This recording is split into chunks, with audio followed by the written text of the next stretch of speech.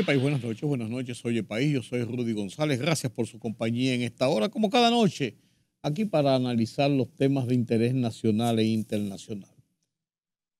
Converso con Julio César de la Rosa, abogado, presidente de la Alianza Dominicana contra la Corrupción, sobre la trascendencia de los cambios introducidos a la Constitución de la República, haciendo hincapié principalmente en el tema de la justicia. Así es. Analizo también, después de la reforma que viene, se está manejando otro proyecto de reforma. Se están buscando los pareceres de diferentes sectores. Mi columna de esta semana, analizo estos escarceos que se han armado en los últimos días, estos resbalones. El caso de Carlos Pimentel, el caso de los 65 años y la licencia, etcétera, etcétera, etcétera. Y cómo hemos tenido que recomponer las cosas. Momentos duros, momentos débiles. Por eso titulo mi columna de la fecha, Crispados pero no abatidos. Estos y otros temas después de la pausa. Veamos mi columna.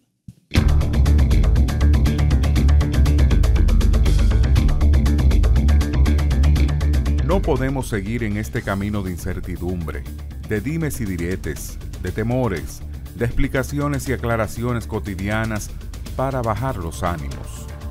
El presidente Luis Abinader logró en 5 minutos y 52 segundos tranquilizar a la gente, bajar las expectativas del tsunami que se venía a llegar con el tema de la imposición de nuevas cargas tributarias, con un dejo de sinceridad y hasta humildad en un régimen presidencialista donde el jefe del Estado se le presume ser ley, batuta y constitución, al indicar que se estaba equivocado sobre lo que quería el pueblo y lo que se le presentaba en el proyecto de la reforma fiscal de Marras. Era todo un cóctel explosivo. Al huracán siguió, sin embargo, el mal manejado tema de la designación de Carlos Pimentel en una doble posición dirigencial en el gobierno, que evidentemente provocaban un conflicto de intereses. Mientras, en el interregno, subía de tono la queja de los que tenemos más de 65 años de edad para obtener la renovación de la licencia de conducir vehículos, reducida a un periodo de 2 años. Esto último, algo que parecía un tema menor, una tontería, y aunque lo fuera, alborotó las avispas de una manera que indicó que la gente no estaba en disposición de aceptar imposiciones sin echar el pleito. El caso del nombramiento de Carlos Pimentel se dejó correr demasiado, cuando pudo ser conjurado rápidamente y fue torpemente defendido, tanto por el beneficiario de la medida como por los mecanismos de comunicación oficiales, lo cual parece una constante. El presidente Abinader ha tenido que lidiar cotidianamente, de manera personal, con una y otra situación, de manera continua, lo que innecesariamente le consume tiempo, energías, atención cerrada, para poder conjurar las distorsiones que cuestionan el gobierno. Aquí queda muy claro, la comunicación gubernamental fue débil y no estuvo a la altura de las circunstancias. Ojalá sirva la experiencia.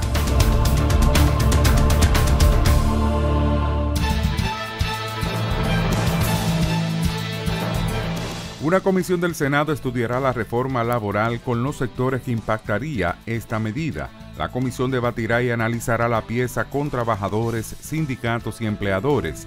Aunque la reforma laboral incluye novedades, como el teletrabajo, la regulación del trabajo doméstico, la discusión inicial se ha centrado en el espinoso tema de la cesantía, definido en el propio Código de Trabajo como una remuneración otorgada al empleado en caso de desahucio o despido. El Senado de la República aprobó en única lectura la resolución que solicita al director ejecutivo del Instituto Nacional de Tránsito y Transporte Terrestre, Intran, Milton Morrison Ramírez, disponer la inspección técnica anual de los vehículos de motor según dispone la Ley 63-17 de Movilidad, Transporte Terrestre, Tránsito y Seguridad Vial de República Dominicana. La iniciativa legislativa presentada por el senador Antonio Marte en su considerando quinto solicita el retiro paulatino de las unidades de transporte terrestre, chatarras o vehículos en mal estado, la creación y cumplimiento del cronograma de reemplazo de las unidades de transporte terrestre del servicio público de pasajeros. Se debe ordenar con alta prioridad la aplicación en todo el territorio nacional de la inspección técnica vehicular de manera inmediata y el cumplimiento de las normativas emitidas por el Intran. Las lluvias seguirán registrándose en varias provincias del territorio dominicano durante las próximas 24 a 72 horas por efectos de una vaguada asociada a una baja presión, informó el Instituto Dominicano de Meteorología, Indomet. Debido al acercamiento de la vaguada en combinación con el arrastre de campos nubosos por el viento del este-noreste pertenecientes al desintegrado frente frío, se producirán lluvias desde horas de la madrugada sobre las provincias de Puerto Plata, Hermanas Mirabal, María Trinidad Sánchez, Duarte, Sánchez Ramírez, como también las provincias de Monteplata, Samaná, Atomayor, El Ceibo, La Altagracia, San Pedro de Macorís y el Gran Santo Domingo.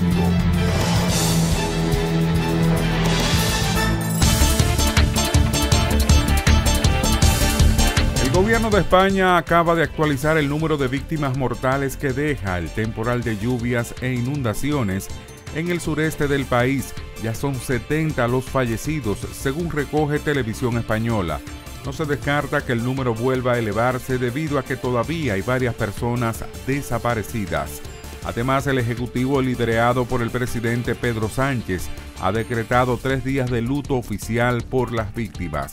El 31 de octubre y el 1 y 2 de noviembre, el ministro de la Policía Territorial, Víctor Torres, también ha comunicado que Sánchez visitará este jueves los territorios afectados. La Unión Europea ha activado el sistema de satélites Copérnico para ayudar a coordinar a los equipos de rescate que hacen frente a los efectos de la Dana en el sureste de España, que se ha cobrado ya al menos 70 vidas, y asegura que está lista para brindar su apoyo, ya que ha sido ofrecido por varios países. Europa está lista para ayudar, dijo este miércoles la presidenta de la Comisión Europea, Ursula von der Leyen, quien ha ofrecido a España activar el mecanismo de protección civil de la Unión Europea, bajo el que se ampara la ayuda que pueden proporcionar otros países de la Unión. Las Fuerzas Armadas de Estados Unidos se están preparando para un posible conflicto con China que podría surgir a raíz de la disputa de Taiwán, informó The New York Times. El ejército estadounidense se transforma y sus cientos de miles de hombres y mujeres jóvenes se están entrenando para ello, indica el artículo.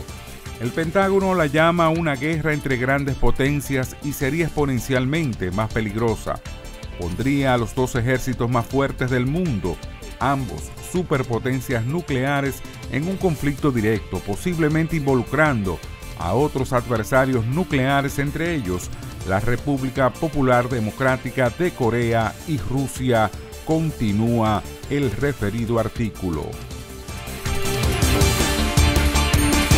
La libertad solo reside en los estados en los que el pueblo tiene el poder absoluto. Por el respeto a los valores democráticos y la dignidad del pueblo dominicano, El Rumbo de la Tarde, plural, objetivo, comprometido siempre con la verdad. Con Georgie Rodríguez, Rudy González y Ramón Colombo.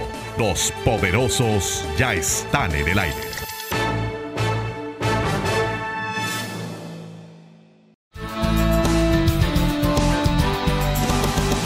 Gracias por continuar con nosotros aquí en Oye País.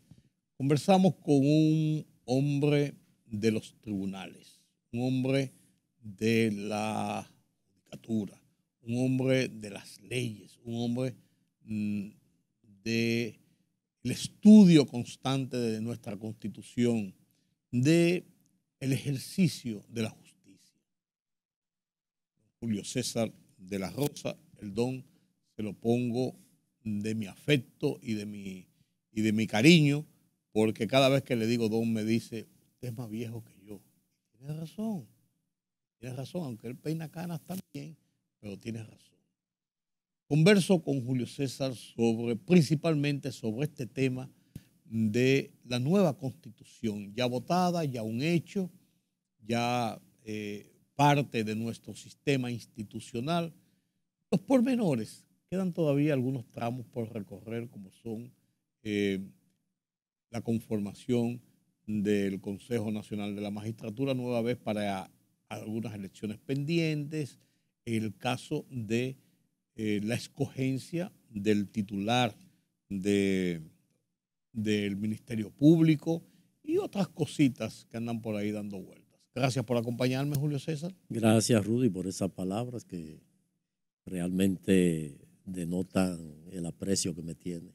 No, eso es un cariño que viene de viejo. Recíproco. Además, tú me debes algunas facturas de ese cariño, como son algunos cafés. Julio César, ya tenemos Constitución, ya es un hecho, ya se votó, ya se hizo el acto protocolar, formal, para poner en vigencia. Falta la publicación en la Gaceta Oficial, que es lo que la hace ya definitivamente entrar en vigencia, ¿verdad? Ese es el último paso. Sí, bueno, ya se proclamó. Algunos medios de manera errónea hablaban de promulgación. La Constitución, luego de ser revisada, modificada, un acto del Ejecutivo promulgarla, sino del propio Congreso o Asamblea Nacional. Sí. Asamblea Revisora. Es la de proclamarla, y eso fue lo que ocurrió. Bueno, hay novedades, evidentemente, que este cambio de incluir el tema respecto a los periodos presidenciales, incluirla en lo que eran esas cláusulas pétreas que establecen que la Constitución no puede ser reformada respecto a su forma de gobierno, su forma de Estado, en fin. Y ya eso implica que, si bien es cierto que una eventual revisión constitucional pudiera, pues, trastocar esto, pero tendría que someterse a un referéndum, que esta no tiene que hacerlo porque así mismo lo expresa, sino para el futuro. Lo que significa que el componente moral tiene su peso en lo que respecta a que sería prácticamente imposible que a alguien se le ocurra querer modificar la Constitución aún con referéndum para cambiar el periodo presidencial y favorecerse a sí mismo, que incluye en otro artículo que no se podrá legislar en favor de la autoridad electa que en ese momento esté desempeñando una función. Eso aplica también para todas las figuras, como es el caso de los legisladores. Sin embargo, se permitió que tú pudieras legislar en contra tuya, que fue el caso de transitorio, que se pone la limitación perpetua. Sí, entonces, en contra tuya sí, en favor tuyo. O sea, así es, son de las cosas plausibles, sí, que había rechazo de que si era necesaria, de que no era.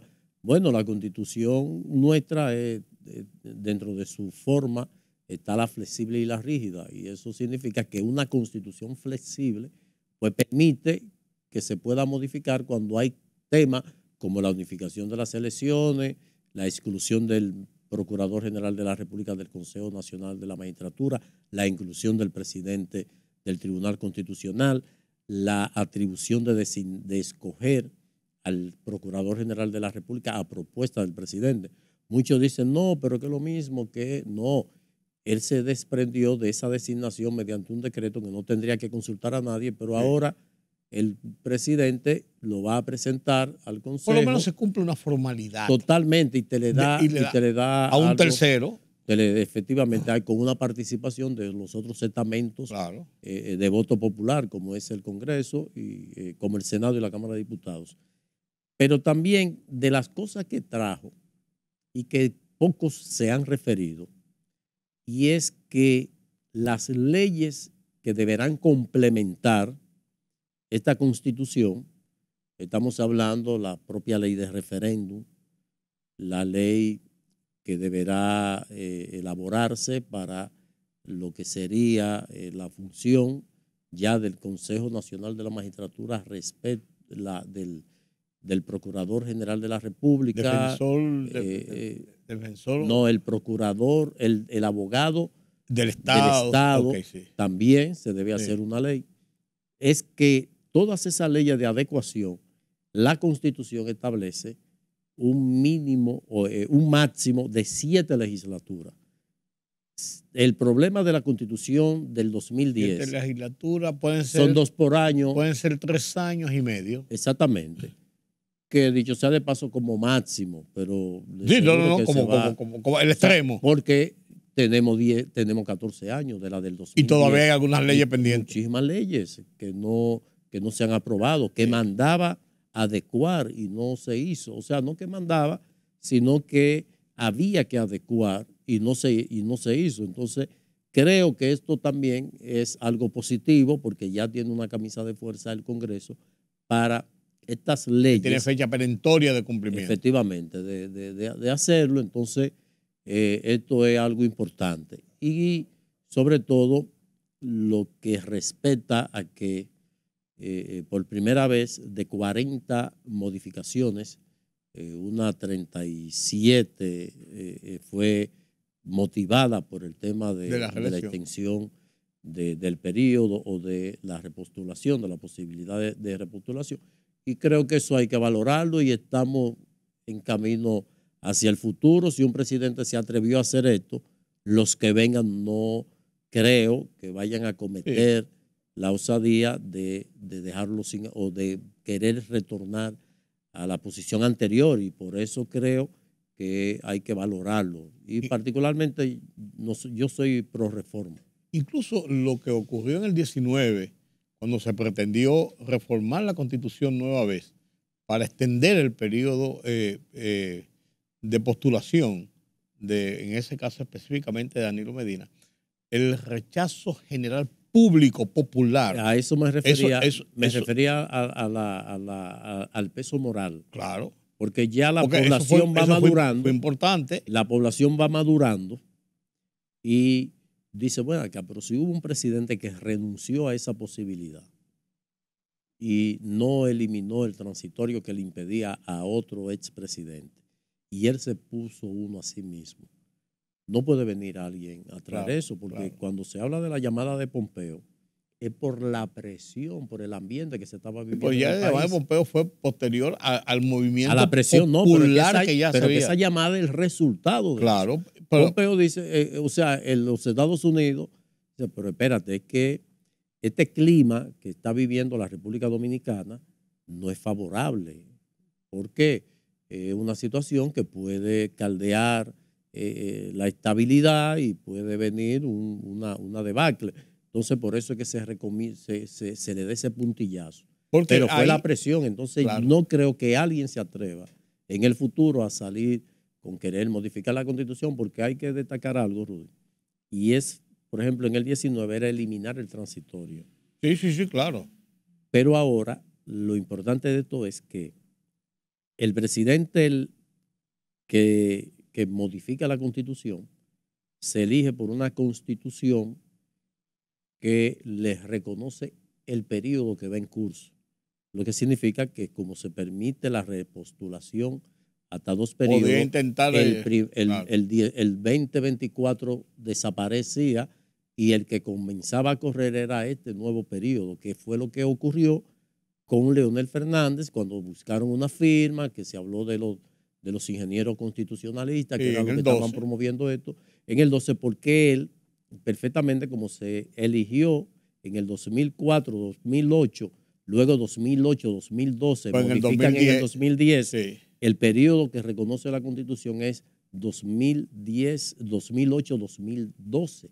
Entonces él podía presentarse a un tercer periodo, pero se habían dado acontecimientos en la región, en el caso de Brasil, Lula, y en el caso de Colombia, de Álvaro Uribe, que el Tribunal Constitucional, la Corte Constitucional le cerró esa posibilidad, apelando a un procedimiento mal llevado para la convocatoria de modificar la Constitución, y como ya la Corte le había reconocido el derecho que tenía de repostularse, pues podía en esta oportunidad también procurar eso, pero le buscaron ese bajadero. Entonces, por eso no se produjo ahí. Y también yo creo que fue importante lo del 19 por el hecho de que la sociedad generalmente dejaba esa discusión, ese tipo de discusión, en manos de las cúpulas políticas y de los poderes propios del manejo de los procesos electorales. Sin embargo, en el 19 la gente salió a las calles. Totalmente así. La gente salió a las calles, que no. Y hizo protestas frente al Congreso Nacional. Y lo hicieron los políticos incluso enfrentados. En este caso, el caso de Luis Abinader, que representaba la oposición, pues Leonel Fernández representaba el partido de gobierno porque era el presidente del PLD en ese momento. No, ya él se había ido a la Fuerza del Pueblo. No. Él se fue en el 19, el 6 de octubre. Sí. Pero lo del movimiento fue antes de las primarias. Efectivamente. Fue antes de las primarias, que el discurso que él dio mojándose y todo. Él montó antes de las primarias cuando le tiraron las bombas a Johnny Ventura. Sí. Fue antes de las primarias. En las primarias él se fue. Ya no, ya él estaba fuera, pero él lo hizo estando dentro del partido porque él apostaba a la nominación presidencial. Efectivamente, sí. Y entonces, después de eso, vino el tema de la Plaza de la Bandera. Por un hecho muy directo, que era el proceso de las elecciones, pero lo estoy enmarcando dentro de cómo la población se empodera a decir, no, nosotros también tenemos derecho a exigir que las cosas sean así o así, y el mecanismo de presión nosotros en las calles. Sí, ya de hecho con este último evento, que fue la propuesta de reforma fiscal, pues fue una manifestación de la población que advertía lo que podría esto representar. Entonces, algo saludable también el oído del presidente, porque uno podrá estar o no de acuerdo con el presidente y sobre todo la comisión de varios errores que se han producido, han podido retornarlo, como fue también el decreto que designaba a Carlos Pimentel en la alianza público-privada. La presión y las críticas, los cuestionamientos, pues motivaron eso. Yo pienso que se le dio mucha larga para tomar una decisión. Inclusive debió ser una derogación del decreto pura y simple. Porque y esto nos va enseñando, y las democracias se van fortaleciendo sobre la base de una participación activa de la ciudadanía, porque la democracia es una mesa donde se sostiene sobre 4 patas, donde están los partidos políticos, las instituciones religiosas, la sociedad civil, entiéndase los ciudadanos, así también como el Estado en sí, lo que esto implica, la fuerza de seguridad y todo eso, el empresariado y todo. Entonces creo que en la medida que se vaya haciendo énfasis en el uso de esas herramientas de protestas cívicas, no se ha tenido que recurrir a protestas violentas. No se repitió el 84, claro, y se protestó. Y eso va haciéndonos más maduros y por vía de consecuencia, pues consolida la democracia. Va a consolidar la democracia, sin lugar a dudas, y algo que nosotros tenemos que valorar como positivo.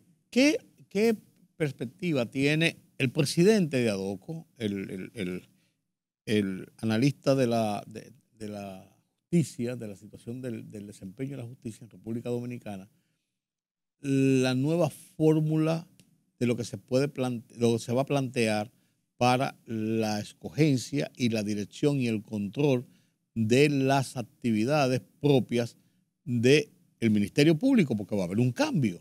Va a haber un cambio. No solamente en la elección, sino que va a haber un cambio en la estructura y en el manejo de las obligaciones y las atribuciones propias de lo que es la Procuraduría General de la República, en este caso, y de los fiscales. Claro, es positivo, aunque yo hubiese preferido que fuera por 4 años la permanencia, esto de una forma u otra, pues permite que un procurador general de la República o procuradora designada, si no es de la carrera, o sea que tiene la experiencia, pero si es de la calle tendría que montar un equipo, irse acomodando al puesto. Creo que estos 2 años no es suficiente, entonces ya en la evaluación de desempeño que pudiera concluir en una ratificación. O una revocación. O una revocación, entonces te podría crear esa situación. También puede esto incidir en la toma de decisión sabiendo que tiene un periodo corto donde se va a someter al escrutinio. Y que pudieran revocarte. Efectivamente. Entonces, por eso creo que hubiese sido lo conveniente 4 años, que se tomaba 1 año para montar su equipo y todo ese tipo de cosas. Ojalá y sea de la carrera. Particularmente yo tengo mi candidato para Procuradora General de la República. Procuradora, sí. Jenny Berenice para mí es quien tiene las condiciones, el mérito y se ha ganado la posición de ser Procuradora General de la República. No, y ella está dentro de las posibilidades. En consecuencia, eso aligeraría un poco porque ella está dentro, sabe más o menos las cosas que deben hacerse, y por eso creo que si hubiese sido por 4 años, eso daba más seguridad. Pero el hecho de que la escoja el Consejo Nacional de la Magistratura te le da también un aire de independencia, porque ya no el presidente que va a llamar, porque no fue quien, aunque lo propuso o la propuso, no fue quien finalmente la designó, sino que se debe al Consejo, que es quien la va a evaluar, porque no el presidente que la va a evaluar. Como una especie de legitimación mayor. Efectivamente. Entonces creo que a diferencia de lo que existe ahora, pues esto va a surtir un efecto deseado hace tiempo. Como también la participación del presidente no se podía excluir porque el procurador es un brazo del Ejecutivo. La creación de la figura del procurador, del abogado del Estado que va a representar los intereses del Estado ante la jurisdicción administrativa. Esto también viene a darle un giro. Ese sería más o menos una especie de sustituto, pienso, de lo que hay ahora, que hay un equipo de abogados del Estado que están manejando. Efectivamente, tendría esas funciones que no habría la necesidad de contratar abogados. Porque hay un estamento. Lo tenemos, porque ya hay un estamento que representa los intereses del Estado, porque actualmente el Estado en la jurisdicción penal no tiene representante como actor civil, o sea, el Estado tiene la representación del procurador o del Ministerio Público respecto a la responsabilidad de la persecución y la acusación de los transgresores de la ley, pero no puede perseguir indemnizaciones, reparaciones, pero ya esta figura sí puede hacerlo, porque esas son sus atribuciones. Aunque básicamente estaría en la jurisdicción administrativa, pero puede perfectamente coordinar donde quiera que haya intereses del Estado, pues representar esos intereses y procurar reparación de los daños causados. Yo pienso creo que es también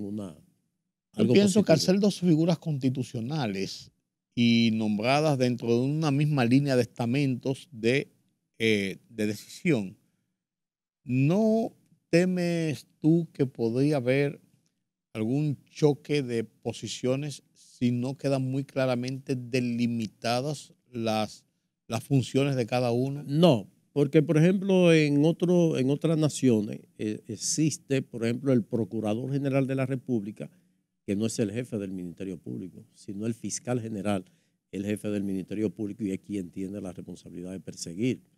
El procurador tiene la responsabilidad, en el caso de Colombia, en términos administrativos, en materia disciplinaria, y también de representar al Estado, efectivamente.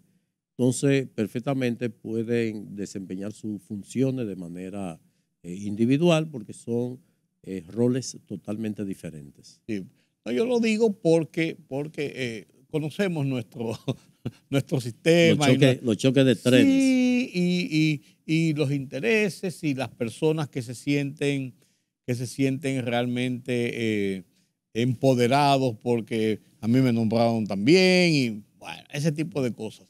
En sentido general, Julio César Adoco, ¿cómo ve el camino de la fortaleza del Poder Judicial en conjunto? Porque hay muchos, yo no diría cuestionamientos, pero sí todavía resquemores de que los procesos duran mucho tiempo. Por ejemplo, los casos de corrupción, por ejemplo, abiertos, tienen 4 años. Los primeros que se comenzaron en noviembre. 29 de noviembre comenzó el caso Antipulpo.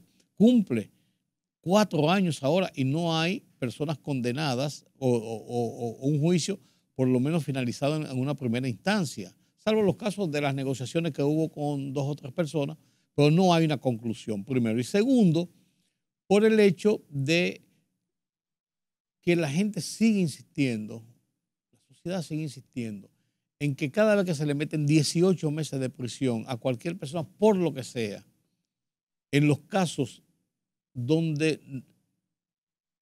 la gente entiende que no es necesario, sí se entienden que se está llevando a hacer una sentencia anticipada, una condena anticipada. Es un asunto de visión de lo que debe ser el sistema de justicia, donde la judicatura tiene un rol muy importante, porque el Ministerio Público tiene su rol y es de perseguir, de procurar el aseguramiento de la persona a quien se le imputa una infracción, claro, o la comisión de un crimen. Justamente en la semana participamos de unos talleres, unos encuentros que está haciendo el Poder Judicial, específicamente la Suprema Corte de Justicia y todo el sistema, procurando la contribución de los aportes que se puedan hacer de cara a ver cómo se cumple con los pilares de la justicia. La justicia tiene 3 pilares fundamentales. ¿Cuáles son? Accesibilidad, prontitud y gratuidad. Se accesa al sistema, pero dentro del sistema se empantana. Una mora judicial que por años ha sido muy notoria, aunque se está reduciendo. Esto evidentemente porque cuando tú llevas un caso a la justicia, porque tú tienes una situación que quiere darle solución y tú acudes al estamento institucional, claro, para tú no coger y matarte con alguien, claro, o para tú cobrarle a alguien por la fuerza. Entonces creo que es fundamental para el desarrollo institucional y fortalecimiento de la democracia el funcionamiento de los estamentos. Entonces creo que se debe abocarse a una sinceridad por parte de todas las instituciones que tienen que ver con el sistema, que va desde el Ministerio Público, que baje la intensidad de solicitud de prisión preventiva. El Ministerio Público debe tener las herramientas suficientes, naturalmente debe tener el acompañamiento que hoy no tiene. El Ministerio Público no tiene el acompañamiento de la Cámara de Cuentas.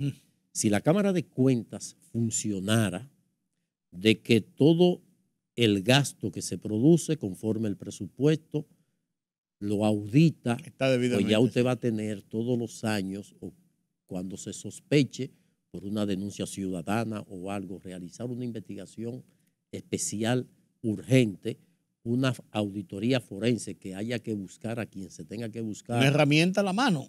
El Ministerio Público va a estar sentado esperando y va a llegar el momento, esta hay mérito, esta no, este mérito puede conllevar un juzgamiento de ir directo a un proceso de investigación en silencio, que nadie tenga que enterarse de que citaron a Juan Pérez para que dé o aclare algo, pero ya desde que llega allí la batería de periodistas, pues los medios de comunicación haciendo su labor, ya identifican a esta persona y es probable que fuera para aclarar algo. Mire, usted le compró ese vehículo a alguien que está siendo investigado por esto. Queremos corroborar que usted nos diga si fue así. Ya, esa persona no tiene nada que ver, pero ya para el público, esa persona está siendo imputada, está siendo investigada. Entonces, ¿qué debe operar? Que, visto ya que la prisión preventiva, conforme el Código Procesal Penal, es la excepción, que el propio Ministerio Público se quita presión cuando está investigando en libertad y que tenga los medios de asegurar las evidencias que está procurando y que puede perfectamente realizar una investigación. Y eso nosotros lo decimos, que tuvimos vinculado a la normativa procesal penal en el año 2004, yendo a otros países que lo habían implementado, cuyo objeto era ver cómo se reduce la prisión preventiva. 58% de presos son preventivos. Claro, claro. Entonces, el descongestionamiento lo que eso conlleva de gasto y todas esas cosas. Y bajar el hacinamiento que puede totalmente. Entonces, el Ministerio Público, si cuenta con ese apoyo, esas herramientas de las instituciones, que no lo tiene, que tiene que valerse de la delación premiada, de negociación y todo ese tipo de cosas. Usted agarra y usted hace la investigación, si ya tiene los elementos, una auditoría de Cámara de Cuentas, usted puede irse directo a una audiencia preliminar. Se está ahorrando esos 18 meses de prisión preventiva.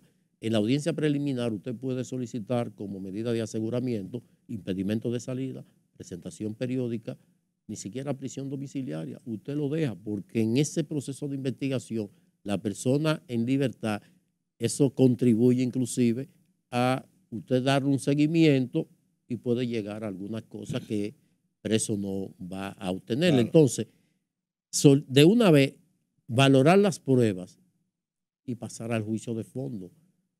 Yo aseguro que un proceso no pasaría de un año, pero hacerlo también digerible. Si yo tengo evidencia, testigos para un caso, yo no tengo que buscar 400, ni tengo que elaborar un expediente de 12,000 páginas que no es reductible, porque es que llega un momento en que tú no vas como digerir eso, pero ni el juez tiene esa capacidad de poder maniobrar con un expediente de esa naturaleza. Así es. Vamos a aligerar eso. ¿Qué ocurre en otros países? Estados Unidos es un ejemplo de eso. Estados Unidos tiene la presunción tiene indicio de que una persona cometió 5 delitos, pero él nada más está en capacidad de demostrar uno. ¿Qué hacen? Bueno, no es posible, porque se nos ha hecho difícil, demostrar esos 5 delitos. Nada más tenemos la demostración, podemos demostrar uno. Vámonos con ese. Aún sea una pena menor de la que se aspira, pero ya hay una condena, ya esa persona es un condenado y tú puedes lograr la firmeza de esa condena y ya para fines del sistema tú lograste el objetivo. Ahora, ya eso te puede indicar, te puede conducir a tú ir haciendo un levantamiento sobre si es una práctica recurrente, si es un funcionario público, puede conseguir la inhabilitación. Si es una empresa, un empresario o algo, inhabilitarle también su condición de proveedor del Estado. Y hay una serie de situaciones que se pueden obtener, pero no un caso que sonoramente se ve como la panacea del caso de corrupción, pero cuando va al tribunal no está sustentado. Y tiene entonces que venir que la absolución, 18 meses preso, todo es lo que implica un proceso. La población entonces dice, no, pero es que aquí hay impunidad, los poderosos no caen presos. Claro. Entonces eso aumenta la percepción de que hay impunidad. Entonces yo creo que se debe aterrizar en eso, el sistema completo. Y la misma judicatura, porque el juez es un tercero imparcial. Estamos en un sistema de justicia rogada. Pero si el Ministerio Público te pide 18 meses y la defensa te dice que no, de las medidas de coerción, porque la defensa misma sabe que es una medida de coerción, de aseguramiento. ¿Qué hace la defensa? Procurar buscar los presupuestos, las evidencias de que no te va a retrotraer al proceso. Si te lleva eso, no.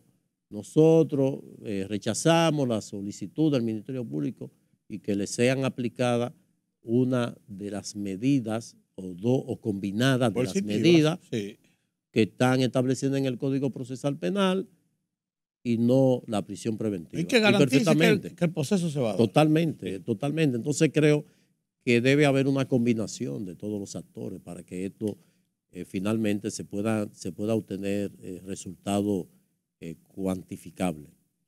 Pues Julio César, yo creo que entonces hemos ganado con estas Sí, reformas. totalmente, claro. Hemos ganado. Todo lo que se haga de cara al futuro, pero eso de las elecciones, ¿cuál es el objetivo de tú tener unas elecciones con 3 meses de diferencia? Por eso se cae de la mata. Que ocurra lo del 20, que se tuvieron que celebrar 3. Además, los gastos que significa esto. Los 5,000 millones en una elecciones, que sirva para 2, pero se está ganando. Claro, y además mantener todo el tiempo esta dinámica. Claro, que el liderazgo municipal, aquí eso no existe. El liderazgo es del que esté con el gobierno, que le haga los contenedores. Y que haga su campaña y su labor municipal. Una cosa no tiene que ver con la otra. Totalmente. Lo hacen los diputados por su lado y lo hacen los senadores por su lado. Claro, y lo hacen los candidatos presidenciales por su lado. Es así. Yo creo que es ganar. Gracias, Julio César, por haberme acompañado. Siempre a la orden. Qué bueno comentar estos temas, porque le aclaran muchas cosas a uno. Sí, así es. Y consolidan otros que uno cree, así que a veces no está seguro.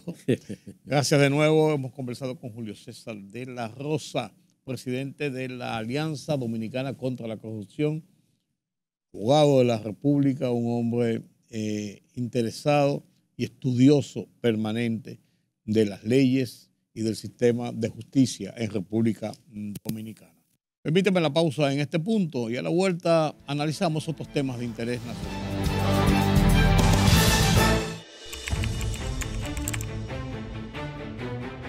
Periodismo de investigación, columnas, opinión, análisis, reportajes de fondo. Hora por hora, una completa plataforma multimedia. Periodismo con valor. Noticias horaporhora.com.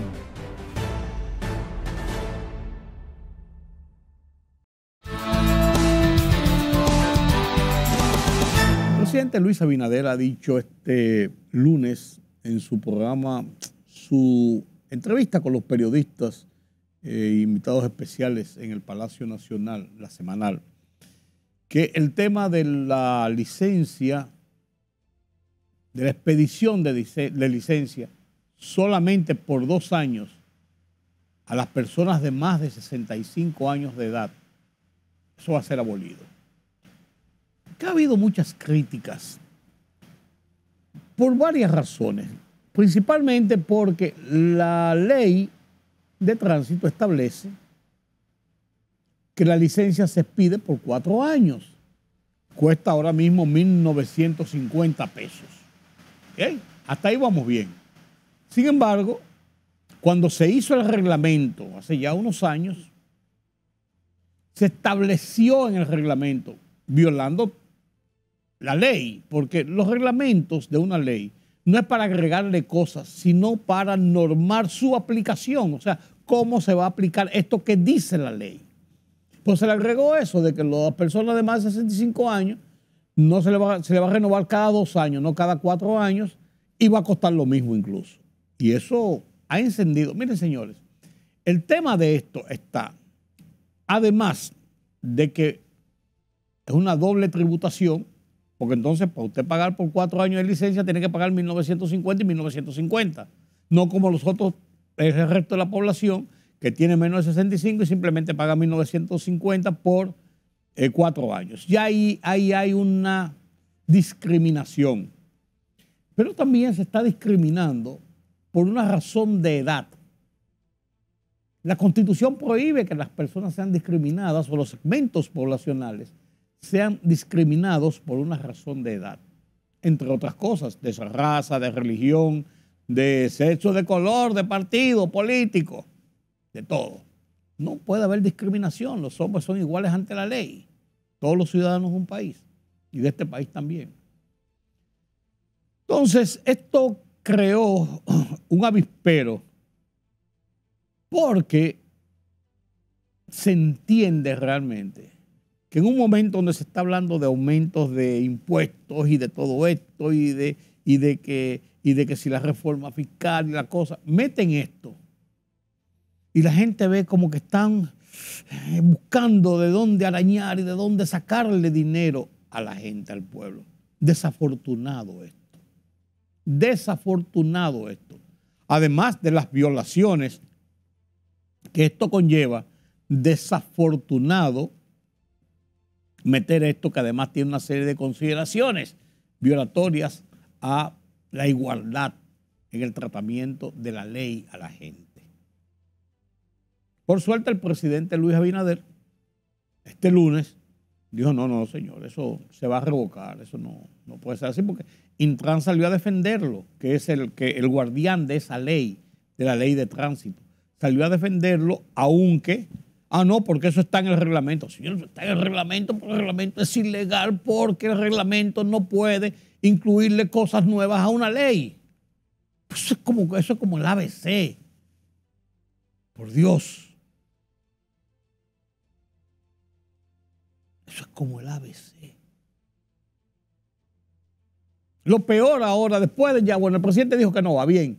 Lo peor es que filtran de estamentos oficiales.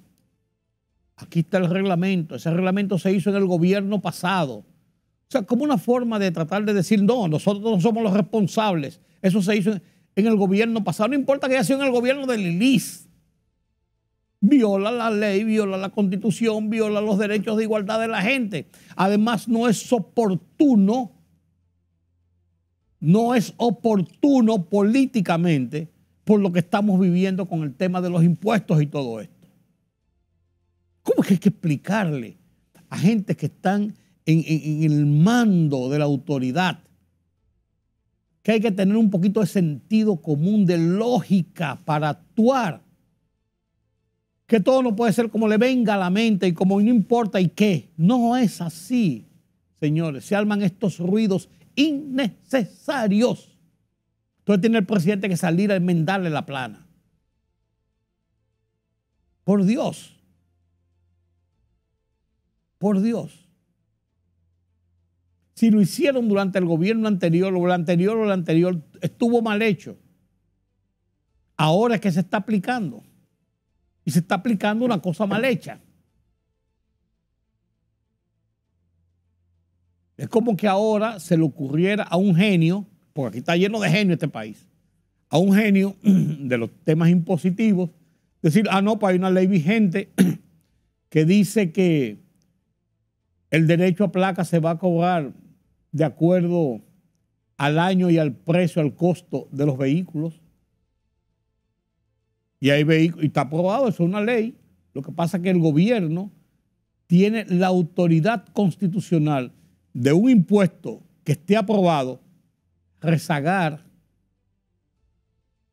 su aplicación, su entrada en vigencia. Puede posponerlo por razones que no tiene que explicarla, por posponerlo sencillamente.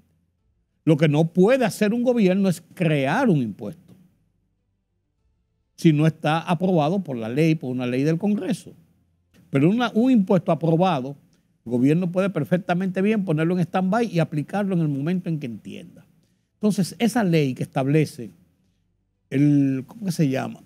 Pago por derecho vial o algo así, que es el malvete todos los años.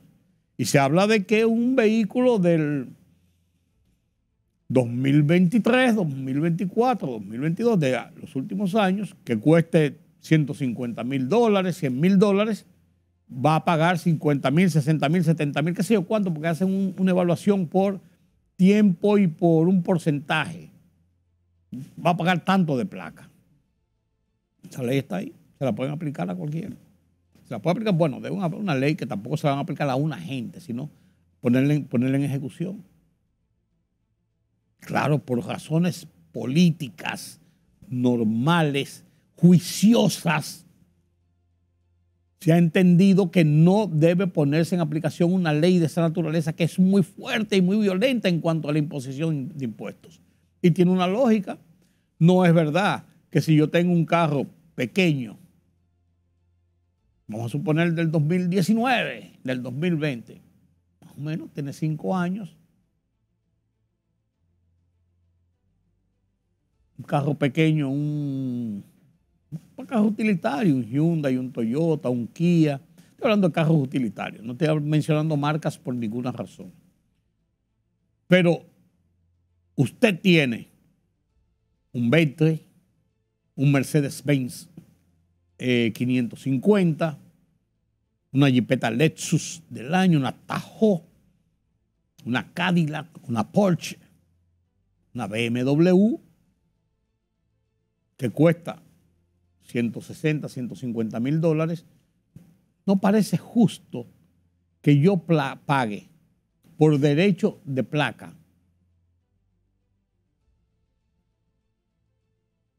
que tengo ese vehículo de $150,000, lo mismo que paga usted que tiene un vehículo utilitario de $18,000, $20,000, $25,000. Como que no hay un equilibrio. Pero esa es la realidad. Entonces eso tiene un sentido, pero tiene un sentido práctico también en cuanto a lo que es el momento de aplicar políticas impositivas. Por ejemplo, cuando salvó el reperpero con el proyecto de reforma fiscal, el gobierno entendió, el presidente entendió claramente y lo dijo en el discurso. Se armó un reperpero con la gente oponiéndose de todos los sectores, oponiéndose a esto. Y yo veo la oposición de la gente, nadie me la cuenta porque yo leo los periódicos, veo los programas de televisión, leo las redes sociales, oigo las cacerolas y realmente hay un enfado de la gente, hay un repudio de la gente al proyecto y lo retiro. Porque el timer político indicaba que si bien es necesaria esa reforma, que si bien es imperativo recaudar más impuestos para poder compensar el déficit fiscal que impide incluso o restringe incluso las obras de inversión del gobierno en favor de la sociedad y de la población, si bien es cierto que es necesario, el timer político no lo permitía, porque era provocar situaciones de protestas que no se sabía dónde podían llegar en un momento determinado.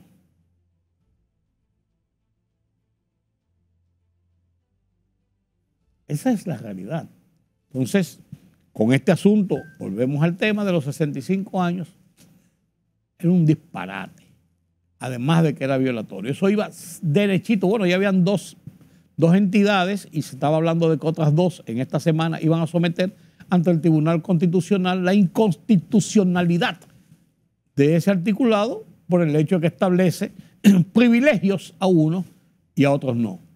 Y la ley no establece privilegios, es de aplicación para todo el mundo. Además que la ley no consigna eso. Lo consignó un gracioso en el reglamento que hizo y pasó. Y se tenía ahí, alguien lo desempolvó buscando hacerse el gracioso y lo trató de implementar. Y vuelvo y digo, si usted se pone a ver, usted podría pensar, eso no es nada del otro mundo. Pero hay mucha sensibilidad con este tema impositivo, con este tema de los impuestos. Es lo mismo que está pasando en la calle. Me cuenta la gente. He oído hablar ya. Aquí en el país se ha acostumbrado. Usted va y conversa con unos amigos y toca un tema. Mira, fulano de tal le pasó tal y tal cosa. Y hay una cadena de historias que los contertulios tienen similares o han oído o le contaron y las exteriorizan, las socializan.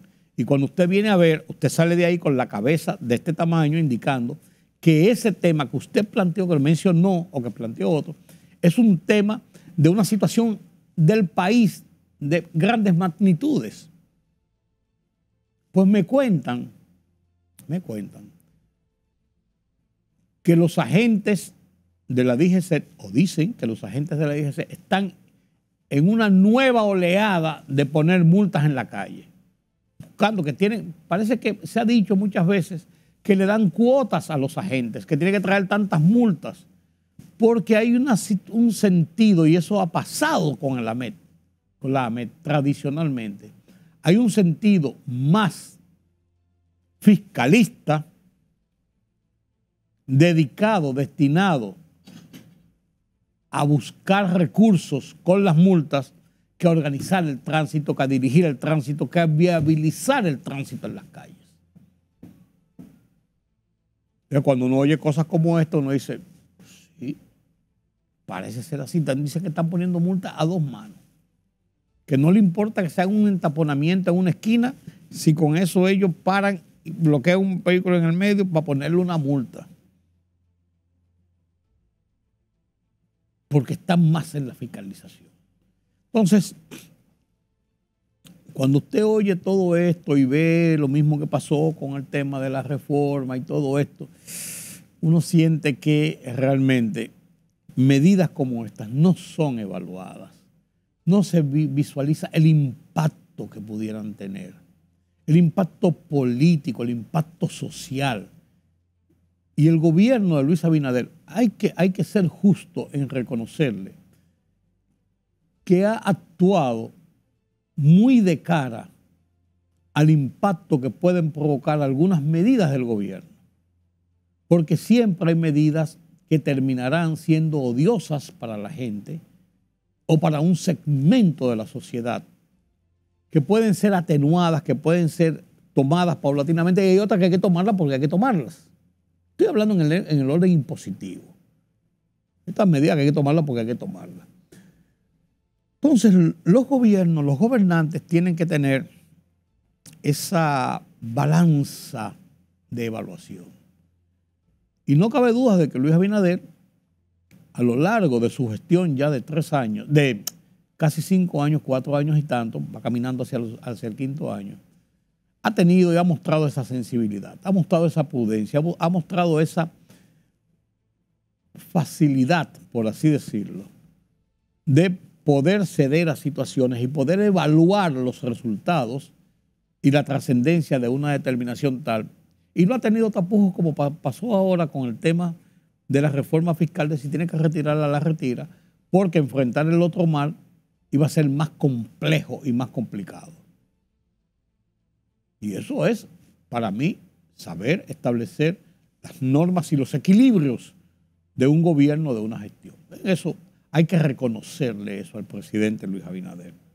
Gracias por acompañarme en este conversatorio de esta noche aquí por Color Visión. Esto es Hoy el País. Yo soy Rudy González. Pasen un feliz resto de esta noche. Nos vemos mañana.